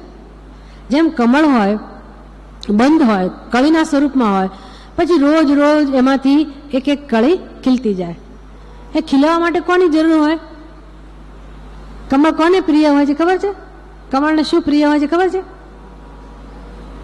તમે ગુરુ સ્તોત્રમાં વાંચો છો ને, એમાં પણ એક શબ્દ આવે છે, વેદાંતાંબુજ સૂર્યોયઃ. એટલે અંબુજ, અંબુજ એટલે કમળ, પાણીની અંદર જે થાય છે, એના માટે, એને ખીલવા માટે કોણ જરૂરી છે? સૂર્યનારાયણ. જેમ જેમ સૂર્યનો પ્રકાશ થાય, સૂર્ય ખીલે, સૂર્ય ઉગે, એમ સૂર્યનું કમળ ખુલતું જાય. સૂર્યમુખી જુદું, એ સૂર્યનું પ્રેમી છે, જે દિશામાં સૂર્ય જાય એ દિશામાં એનું મોહ કર્યા કરે. પણ આ કમળ છે ને, એ ખીલવાની રીત બહુ સરસ હોય. ધીરે ધીરે ધીરે એક એક પાંખડીઓ ખુલતી જાય, વાર લાગે, પણ પછી રહે પણ જાજો સમય, આપણને એનું દર્શન લાંબા સમય સુધી રહે. રોજ રોજ ખીલતું જાય. એ રીતે ખીલવાની પ્રક્રિયા બહુ સુંદર છે. પ્રેમથી સૂર્યના કિરણો એને સ્પર્શે અને એ કમળ ધીરે ધીરે ખુલતું જાય. ખુલતા ખુલતા જ્યારે સંપૂર્ણપણે ખીલી જાય, વિકસિત થાય, ત્યારે એની સુગંધનો પણ અનુભવ થાય. એની અંદર સુંદરતા પણ હોય, સુગંધ પણ હોય. એ કમળ છે. એમ આપણી બુદ્ધિ છે ને, આવા કમળ જેવી જ છે. આપણું હૃદય એવું જ છે. હૃદય કમળ એવું કહીએ ને, આપણું હૃદય એવું જ છે. એને કોઈ પ્રેમના સ્પર્શની જરૂર છે, એમને કોઈ ઉષ્ણતા, એમને કોઈ શું કહે સ્નેહ, એ બધાની જરૂર છે. તો કમળ માટે સૂર્ય પાસેથી એ બધું મળે છે. આપણને કોના પાસેથી મળે? તો કે પરમાત્મા પાસેથી. પરમાત્મા તો સર્વત્ર છે, પણ એનું જ્ઞાન નથી. એટલે જેમ જેમ એનું જ્ઞાન પ્રાપ્ત થતું જાય, અને પોતાની અંદર પણ પરમાત્મા છે, બહાર પણ પરમાત્મા, એક પરમાત્મા જ સર્વત્ર છે, એનું દર્શન જેમ જેમ આપણું હૃદય કરતું જાય, બુદ્ધિ કરતા જાય, એમ બુદ્ધિની અંદર આજે એક એક પછી એક કમળની પાંખડીઓ ખુલે, એમ બુદ્ધિનો પણ વિકાસ થતો જાય. નવી નવી સમજ આવતી જાય, જૂની જૂની સમજ જતી જાય. નવી નવી સમજ આવે એટલે સ્વરૂપનું દર્શન વધતું જાય. પોતાનું આત્મ સ્વરૂપ જે છે એનું જ દર્શન. પણ આવરણો જેમ જેમ દૂર થતા જાય, એમ બુદ્ધિમાં એ સ્વરૂપનું જ પ્રાગટ્ય થતું જાય. અને એ સ્વરૂપનું પ્રાગટ્ય એટલે કે દીવો પ્રગટે એવું પ્રાગટ્ય ના હોય. એ સ્વરૂપનું પ્રાગટ્ય એટલે આનંદનો અનુભવ. એ સ્વરૂપનું પ્રાગટ્ય એટલે શાંતિનો અનુભવ, પ્રસન્નતાનો અનુભવ. આપણી સ્થિતિ જ બદલાઈ જાય. અને તમારે અનુભૂતિ કેવી હોય તો અનુભૂતિ કહો, સાક્ષાત્કાર કેવું હોય તો જે કેવું કહો. આપણે એને બહુ મહત્વ નથી આપતા, આપણે એને સમજ કહીએ છીએ. સાચી સમજ આવે પછી એ સમજ ક્યારેય બદલાય નહીં. અને સાચી સમજ આવે પછી ખોટી સમજ જાય જ. અને આપણા જીવનનો ઉત્કર્ષ છે, આ જ આપણો વિકાસ છે. એટલે જ્ઞાન એવું છે, આ તેજ સ્વરૂપ જે સ્વયં પ્રકાશ આત્માનું સ્વરૂપ છે, એના દર્શનથી ધીરે ધીરે અજ્ઞાન દૂર થાય છે. દક્ષિણામૂર્તિ ભગવાન, આ ગુરુ જે આ ગ્રંથનો વિષય છે, અને જે ગુરુની કૃપાથી જ આપણે એ વિષયને સારામાં સારી રીતે સમજી શકીએ છીએ, અને એ જ તત્વ, ગુરુ તત્વ આપણા હૃદયમાં બિરાજમાન છે, એ આ અધ્યયનથી ધીરે ધીરે આપણને અનુભવાય. એના માટે મંગલાચરણ છે. મંગલાચરણથી શબ્દો પણ સમજાય, અર્થ પણ પૂરે, અને સાથે સાથે આપણે આપણા સ્વરૂપને ઓળખી પણ શકીએ. એટલે કે અજ્ઞાનની નિવૃત્તિ થાય જ. એ માટે મંગલાચરણ છે. એની પ્રાર્થના એ માટે. પ્રાર્થના એટલે પછી ગ્રંથનું અધ્યયન કરવા માટેની પ્રાર્થના આ ચર્ચા શેના માટે કરી કે ગ્રંથ તો સારી રીતે અધ્યયન થાય, પણ આપણા જીવનમાં જેટલી મુશ્કેલીઓ છે, જે સમસ્યાઓ છે આપણા હૃદયમાં, જીવનમાં એટલે ખરેખર તો મનમાં, આજુબાજુની સમસ્યાઓ ઉકેલાય કે ના ઉકેલાય, એ પરિસ્થિતિ બદલાય કે ના બદલાય? એ બદલાય તો બીજી પરિસ્થિતિ આવવાની જ છે, એના ઉપર આપણું નિયંત્રણ નથી. એટલે ક્યાં નિયંત્રણ છે આપણું? તો કે આંતરિક રીતે આપણા હૃદયમાં પરિસ્થિતિ બદલતા બદલતા, જેનો કોઈ આપણને રોકી ના શકે, આપણે જ માલિક છીએ આપણા અંતઃકરણના, અને એ પરિસ્થિતિ બદલતા બદલતા દોષોને દૂર કરતા કરતા જે પ્રકારનું સ્થાયી શુદ્ધિ આપણને પ્રાપ્ત થાય, અંતઃકરણમાં જે સુખ કે શાંતિ એનો અનુભવ થાય, એ સુખ શાંતિ પછી કોઈ દૂર ના કરી શકે. એટલે એવું કરવા માટે આપણા મનમાં જે સમસ્યાઓ છે, જે પ્રશ્નો છે, જે દિવસ રાત આપણે અનુભવીએ છીએ, એ બધાના ઉકેલ માટે પણ જે પ્રાર્થના થવી જોઈએ, એ પ્રાર્થના જે પ્રકારે કરવી જોઈએ, એ પ્રકાર પણ આપણે શીખી શકીએ. એ હેતુ છે આ મંગલાચરણનો. ગ્રંથ માટે જ માત્ર પ્રાર્થના નહીં, પણ એ પ્રાર્થના એવી રીતે કે આપણા અંતઃકરણમાં રહેલી બધી સમસ્યાઓને ધીરે ધીરે મુક્ત કરે. કારણ કે બધી સમસ્યાઓનો ઉકેલ એક જ છે, અને એ છે આપણા સ્વરૂપને યથાર્થ રીતે જાણવું. વેદાંતના અધ્યયનથી આટલું તો આપણને સ્પષ્ટ થયેલું જ છે કે આપણા જીવનની સમસ્યા, મૂળ તો સમસ્યા એક જ છે. પારાવાર પ્રશ્નો છે, પણ બધાના પ્રશ્નોનું મૂળ એક જ છે, સમસ્યા એક જ છે. અને કઈ સમસ્યા છે? અવિવેક. આટલું જાણીએ ને સારી રીતે, બધાને આટલી તો સ્પષ્ટતા થઈ જ ગઈ હોય વેદાંતના અધ્યયનથી કે આપણા જીવનની મૂળ સમસ્યા કઈ છે? અવિવેક. અવિવેક એટલે શું? ભેળસેળ. અવિવેક એટલે બે વસ્તુઓ ભેગી થઈ જવી. હવે જો ભેગી થઈ ગયેલી વસ્તુ હોય, એ જ સમસ્યા હોય, તો વિવેક શું હોય? તમે ઘઉં તો લઈ આવ્યા, હવે આ જમાનામાં તો કદાચ તમને વીણેલા, સાફ કરેલા અને શું કહેવાય મોયેલા બધું તૈયાર મળે એટલે બહુ ખબર નહીં હોય, ભરી દીધા. પણ છતાંય બુદ્ધિમાન ગૃહિણી વિશ્વાસ નહીં કરે, એક નજર તો નાખશે જ. કમસે કમ રસોઈ કરતા પહેલા, દળતા પહેલા જોઈ તો લેશે જ કે અંદર કાંકરા છે કે નહીં, જોઈ લેશે. કેમ? તો કે અંદર કાંકરા હોવાની સંભાવના છે. ઘઉં અને કાંકરા ભેગા હોય એને શું કહેવાય? અવિવેક. એટલે એમાં આપણે શું કરીએ? બે વસ્તુને છૂટી પાડીએ. છૂટી પાડ્યા પછી શેને રાખીએ અને શેને છોડીએ? કાંકરાને રાખીએ અને ઘઉંને પણ છૂટા પાડ્યા, ઘઉં છોડી દો, કાંકરા રાખો, એવું કરીએ? એવું કંઈ ના કરે. એટલે ખબર પડવી જોઈએ ને કે ભાઈ વિવેક એટલે મને કઈ વસ્તુ યોગ્ય છે, કઈ વસ્તુ અયોગ્ય છે, કઈ વસ્તુ જરૂરી છે, કઈ વસ્તુ જરૂરી નથી, કઈ વસ્તુમાં મને રસ છે એને હું જાણી લઉં અને એને હું મહત્વ આપું, એને હું ગ્રહણ કરું, અને જે વસ્તુ જરૂરી નથી, જે ત્યાજ્ય છે, એને હું એનો ત્યાગ કરું. આવું શીખવું. પેલા ઘઉં વીણવા તો છે ને કરવું પડે, એમાં કરવું પડે, અને તમને બેસાડે, બહુ ત્રાસ થઈ જાય. માંડ વેકેશન પડ્યું હોય અને આપણને હાથ પકડીને બેસાડે, ચલો ઘઉં વીણાવો. એ જમાનામાં બધું કરવું પડતું હતું. એટલે બેસાડે, આટલું તો વીણવું જ પડશે, આટલો ડબ્બો ભરી ના પડે, એ વીણીને પછી જ જવાનો. પછી જ્યાં જવું હોય ત્યાં જાઓ, રમવા જાઓ, આ પણ પહેલાં આટલું તો કરવું જ પડશે. એટલે કરવું પડતું હતું. જ્યારે આ વિવેકમાં તો આવું કોઈ શ્રમ જ નથી જોવા જાવ તો, કશું કરવાનું નથી, એટલે બહુ શાંતિ લાગે આપણને. નહીંતર મુશ્કેલી, પછી કરશું, રસ પડે ત્યારે કરશું, સમય મળે ત્યારે કરશું. જ્યારે અહીંયા તો આપણને બધું એકડેકથી સમજાવે કે ભાઈ તમને જે શાંતિ જોઈએ છે એ શાંતિની આડે આ જ એક વચ્ચે આવે છે, જે સુખ જોઈએ છે એની આડે અવિવેક જ વચ્ચે આવે છે, જે મુક્તિ જોઈએ છે એમાં આ જ વસ્તુ આડે આવે છે, બીજું કોઈ નહીં. આટલું પહેલાં તો સમજાવે, એકડો પાકો કરાવે, અને આપણે એકડો પાકો કરતા શીખીએ, જો આપણે શીખી જઈએ તો જ યોગ્ય દિશામાં જીવન શરૂ થાય. આપણને મૂળ એ જ નથી સમજાતું કે મારા બધા દુઃખનું મૂળ આ અવિવેક જ છે, અને એક જ પ્રશ્ન છે જીવનનો, અને મારો જન્મ, મનુષ્યનો જન્મ આ એક જ પ્રશ્નના ઉકેલ માટે છે. એટલે પુરુષાર્થ એક જ કરવાનો છે, એક જ મહત્વનું છે, બાકી બધી વ્યવસ્થા ગૌણ છે. એટલે એ જે પ્રકારે હોય, જે પ્રકારે જીવન વહેતું હોય, એમાં આપણા પુરુષાર્થી થાય તો ઠીક છે, પરિવર્તન ફેરફાર થાય તો ઠીક છે, ના થાય તો એને ત્યાં ને ત્યાં છોડીને આપણે આગળ વધવાનું છે. પણ આગળ વધવાનું છે. અટક્યા તો ગયા. લોકો અટકી પડ્યા, હવે મારું આ બસ આ જન્મ નકામો ગયો. કેમ? આની સાથે લગ્ન કર્યા એટલે પડ્યું પાનું નિભાવો. પડ્યું પાનું નિભાવવા સિવાય શું કરે? આપણે ત્યાં કઈ બીજો કોઈ ઉપાય છે નહીં. પડ્યું પાનું નિભાવો. તો પરદેશમાં ઉપાય ઘણા છે, ત્યાં પડીપાનો નથી ઉભાવતા, આ જઈને છોડ્યા અને આને પકડ્યા. પણ પછી કેટલા વર્ષ તો ત્યાં પાછો ઉપાધિ શરૂ થઈ, એટલે વળી ત્યાંથી છોડીને બીજે ગયા. તો ભલે ને 10 વાર આવું કરે તો એ સુખી થયા? સુખી થાય? આપણે જાણવું હોય તો બધું જાણી શકીએ જગતમાં, જ્યાં પણ જે બને છે બધામાંથી શીખી શકીએ કે ભાઈ આપણે ભાગ્યશાળી નથી કે છૂટાછેડા નથી લઈ શકતા અને નિભાવવું પડે છે એટલે આપણે દુઃખી જેવું માનીએ છીએ. તો જો છૂટાછેડા લઈ શકે છે અને બધું પરિવર્તન લાવે છે, એ લોકો સુખી છે?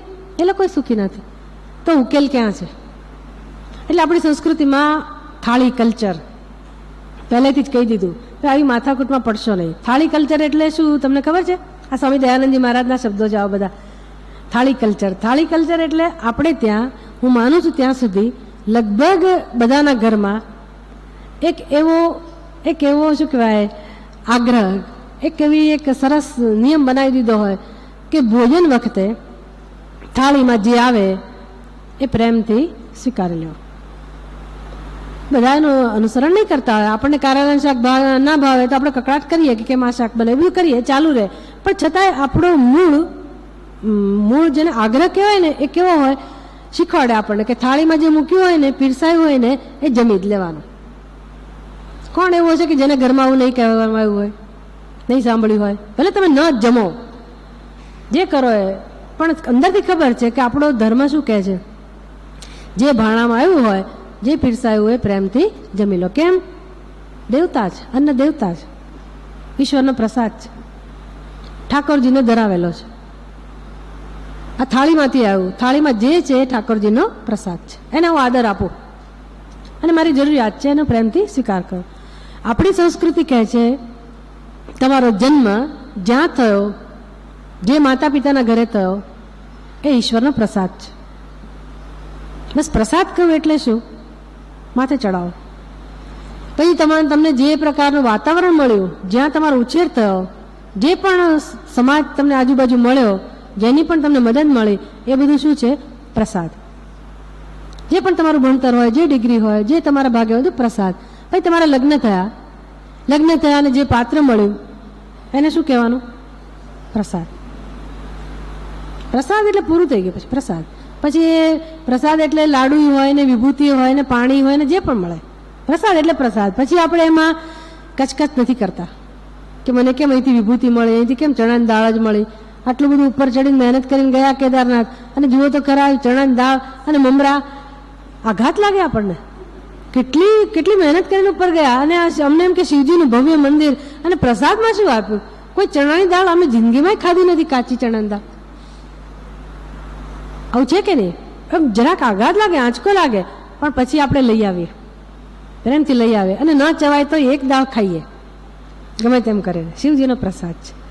એ ચણાની દાળમાં આટલો પ્રેમ છે નહીં, પણ એનો સ્વીકાર કેમ કર્યો? કારણ કે બધો પ્રેમ કોના માટે છે? શિવજી માટે. અને પ્રસાદ ક્યાંથી આવ્યો? શિવજી માટે. એટલે વસ્તુ કોણ છે? મહત્વનું કોણ છે? શિવજી. શિવજી મહત્વના છે એવું નહીં, મારા માટે મહત્વના છે.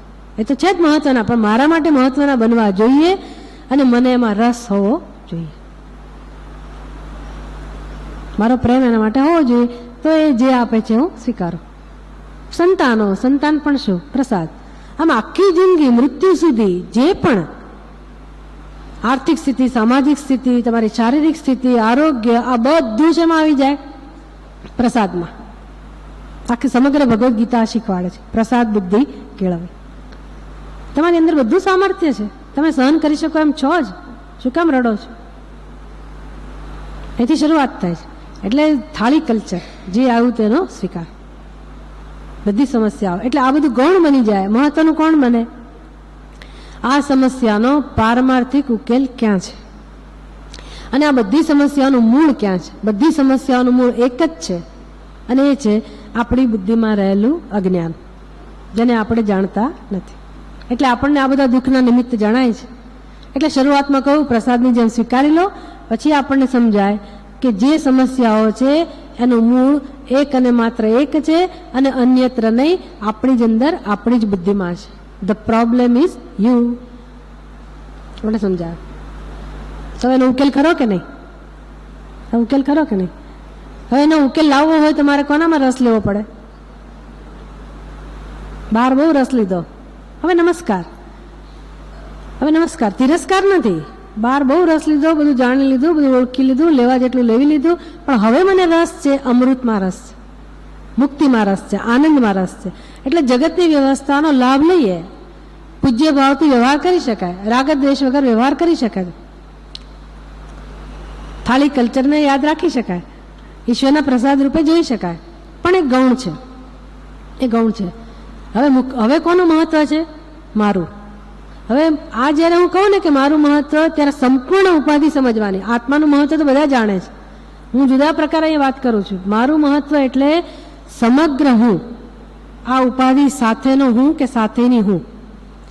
જીવનમાં જે પણ દુઃખ હોય, જે પણ આપણે પોતાના વિશે અનુભવતા હોઈએ, જેવા પણ હોઈએ, લોકોએ ગમે તેટલો તિરસ્કાર કર્યો હોય, લોકો તમારા માટે જે કહેતા હોય, કે તમે તમારા મનથી તમારા માટે જે સમજતા હો, કોઈ વસ્તુને ધ્યાનમાં લીધા વગર તમે જેવા છો એવા મહત્વના છો. ગરીબ તો ગરીબ, પૈસાદાર તો પૈસાદાર, સ્ત્રી તો સ્ત્રી, પુરુષ તો પુરુષ, બાળક તો બાળક, યુવાન તો યુવાન,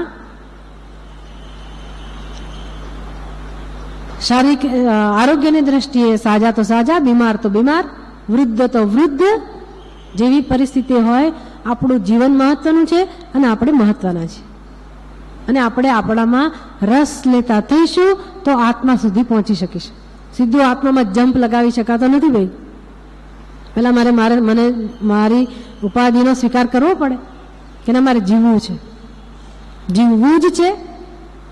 કેમ? તો કે મને જીવન માટે પ્રેમ છે, જીવન જ મારી ઈચ્છા છે. અને શ્રુતિ એ જ કહે છે, ડિંડીમ એટલે શું? ના સંભળાય એટલા અવાજ કરી કરીને જગાડે છે. હવે બધું પડતું મૂકો, જે જ્યાં છે ત્યાં રહેવા દો. હું કરું, બહુ કર્યું. હવે ચિંતા છોડી ભગવાનને સોંપો, ભગવાન જોઈ લેશે. થોડુંક આગું પાછું થશે તો કંઈ વાંધો નહીં, ભગવાન બધું જોઈ લેશે. આપણે ઉપર પહોંચી જઈશું તો કે ભગવાને બધું સરખું કરવા આવવાનું નથી, કે આપણે આવવાના નથી, બધું એની મેળે ચાલવાનું જ છે. એટલે ભગવાનને વચ્ચે લાવી અને આપણે જે કરવાનું છે કરવું. એટલા માટે નગારું વગાડે છે. શું કામ? તો કે જીવન પૂરું થઈ જાય એ પહેલા એક કામ કરી લેવાનું છે, એક કામ કરી લેવાનું છે. પોતાનામાં રસ લેવાનો છે, પોતાની ઉપાધિમાં રસ લેવાનો છે. કારણ કે બહુ સારા સમાચાર લઈને ઉપનિષદ આવે છે. આજે નગારું પીટે છે ને, એ શુભ સંદેશ છે, કલ્યાણકારી સંદેશ છે, જાહેર ખબર છે. બધા માટે સારા સમાચાર છે, બધા માટે. કેવા સમાચાર છે? જીવન માણવા માટે છે, જીવન ઉત્સવ સ્વરૂપ છે, જીવન કલ્યાણકારી છે. કલ્યાણમય જીવન, આનંદમય જીવન એ એક જ જીવનનો હેતુ છે અને એક જ શક્ય છે. જીવનમાં આનંદ જ શક્ય છે, જીવનમાં શાંતિ જ શક્ય છે, જીવનમાં પ્રેમ જ શક્ય છે, જીવનમાં જ્ઞાન જ શક્ય છે. આ સિવાય જીવનની કોઈ વાસ્તવિકતા નથી. ઉઠ જાગ મુસાફિર ભોર ભઈ, બધા પોતપોતાની રીતે જગાડે. એ ફકીરો પોતાના જીવનનો આનંદ લઈ શક્યા હોય તો આપણને આ રીતે જગાડે.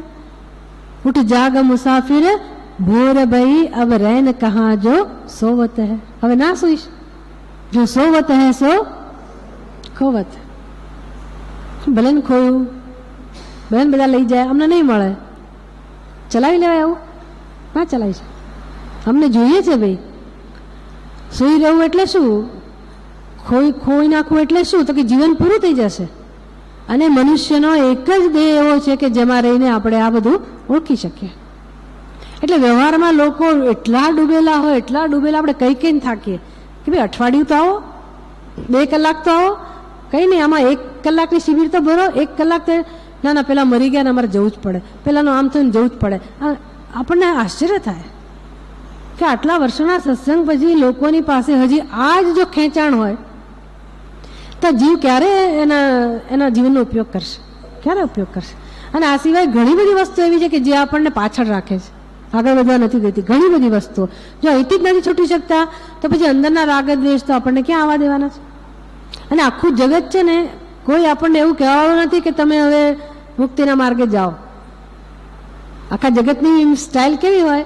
પેલું સ્વામીજી દ્રષ્ટાંત આપે ને કે એક જણાએ પેલા ઝાડના દરમાં હાથ નાખ્યો અને અંદરથી કંઈક કરડ્યું, વીછી જ કરડ્યો, વીચીસ પાડી એણે. એટલે એના મિત્રોએ બીજા પૂછ્યું, શું થયું, શું થયું? જવા દે ને, કંઈ નહીં એમ કરીને જતો રહે. એટલે બીજો છે ને એને કુતૂહલ હોય એટલે એ અંદર હાથ નાખે.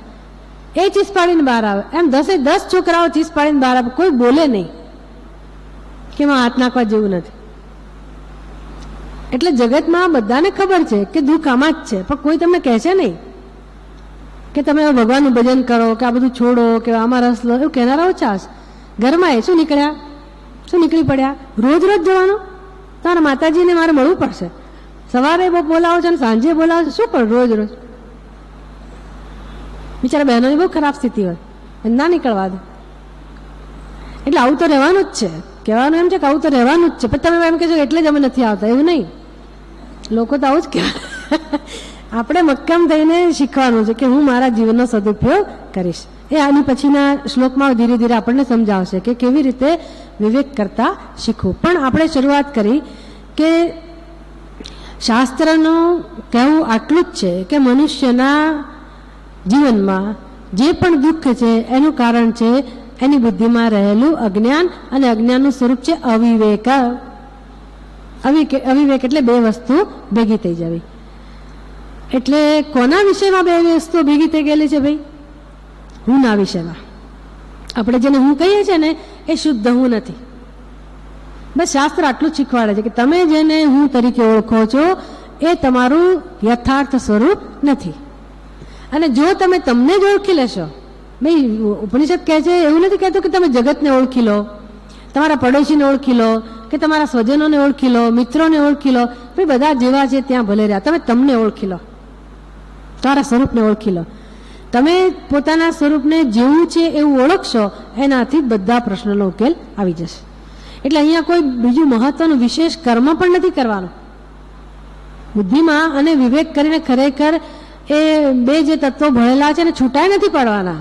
આત્મા તો અસંગત છે, આત્મા કશાની સાથે ભળી ના શકે. આપણી બુદ્ધિમાં એવા વિચારોની સાથે આત્માનું તત્વ પ્રગટ થાય છે કે જાણે કે આત્મા વિપરીત હોય એવો જણાય છે. જેમ દોરડું, ત્યાં ખરેખર સર્પ છે નહીં, દોરડાને સર્પને કોઈ સંગ નથી, પણ દોરડું સર્પ જેવું જણાય છે. કશું પરિવર્તન આવ્યા વગર, દોરડામાં કોઈ પ્રકારનું પરિવર્તન આવ્યા વગર દોરડું કોના જેવું જણાય છે? સર્પ જેવું. હવે જે પહેલી વાર આવ્યા હોય ને એને હું આ ના સમજાવી શકું, એ લોકો હોમવર્ક કરીને આવવું પડશે કે દોરડું એટલે શું, આ સર્પ એટલે શું, એ જરાક પૂછી લેવું પડશે. અથવા તો ક્યારેક એવો એની રેફરન્સ આવશે ત્યારે કહીશ. પણ અનુમાન કરી લઈએ કે બધાને બી ખબર જ હશે.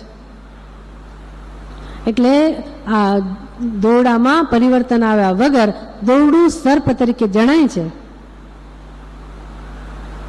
જણાય તો ભલે ને જણાય, સાપ જેવું જણાય તો વાંધો શું છે? સાપે ઘણા લોકો શોખીન હોય છે સાપને જોવાના, તો સાપ જેવું દેખાય છે ભલે જણાય. એવો પ્રશ્ન નથી. ત્યાં જ્યાં સુધી અહીંયા સાપ હોય આ જગ્યાએ ત્યાં સુધી આગળ જઈ ના શકો, અને મારે જવાનું છે અને મારા ઘરમાં જ છે અને મને ભય જન્મ્યો એનું શું? અને હું 1 મિનિટ શાંતિથી ના બેસી શકું જ્યાં સુધી સાપ હોય ત્યાં સુધી? એ પ્રશ્ન છે. એટલે કે એ સાપના અનુભવથી, દર્શનથી અનર્થ જન્મ્યો છે. એવું જ આપણા જીવનમાં જે પણ અનર્થ છે, જે પણ સમસ્યાઓ છે, એ બધી સમસ્યાઓ હું જીવ છું એ ખ્યાલમાંથી જન્મેલી છે. હવે જીવ કોના સ્થાને છે? અહંકાર કોના સ્થાને છે? આવો હું કોના સ્થાને છે? કોની સાથે સરખાવી શકાય એને? સર્પ સાથે. સર્પ સાચો હોય તો વાંધો નહીં. સર્પનું સત્ય શું છે? દોરડું. સર્પનો સ્વભાવ ઝેરી નથી. આ સર્પનો સ્વભાવ વાસ્તવમાં ઝેરી નથી. કેમ? તો કે ત્યાં સત્ય દોરડું છે. એમ હું ને તમે કામી, ક્રોધી, લોભી એવા નથી, સુખી દુઃખી નથી, સ્ત્રી પુરુષ નથી, જન્મેલા ને મર્ત્ય નથી. આપણું સ્વરૂપ નથી. એ સ્વરૂપ જાણે કે હોય એવું અનુભવાય છે, જણાય છે. તમે ઉપાય શું? ઉપાય શું? સર્પને દૂર કરવાનો ઉપાય શું? સર્પ દૂર થાય તો જ દોરડું દેખાય, અને દોરડું દેખાય તો જ સર્પ દૂર થાય, એવું છે. એટલે મારા પ્રશ્નનો ઉકેલ શું? જ્યાં સુધી હું મને સાચી રીતે ન ઓળખું ત્યાં સુધી મારા પ્રશ્નો ના જાય. એટલે જીવત્વને સમજવું પડે અને આત્મતત્વને પણ સમજવું પડે. એટલે આત્મા કોણ, અનાત્મા કોણ, જ્ઞાન એટલે શું, અજ્ઞાન એટલે શું, શ્રેય એટલે શું, પ્રેય એટલે શું, પાર વગરના વિવેક, આ બધી પ્રક્રિયાઓ વિવેકની પ્રક્રિયાઓ. દૃગ દૃશ્ય વિવેક, ઘણા બધા વિવેક કરાવશે અને આપણને ચિંતન કરતા શીખવાડશે. બસ આટલું પૂરતું છે જીવનમાં. આપણે યોગ્ય રીતે ચિંતન કરીએ અને જેને જેવું છે એવું સમજી લઈએ, પછી બુદ્ધિમાં હું વિષય આગ્રહ નથી રહેતા, જગત વિશે આગ્રહ નથી રહેતા કે ઈશ્વર વિશે પણ કોઈ આગ્રહ નથી રહેતા. જેવું જેવું સમજાય જાય, સ્પષ્ટતા હોય, પછી સમસ્યાઓનો પણ અંત આવી જાય. તો આવતીકાલથી આપણે એ બીજા શ્લોકથી જે શરૂ થાય છે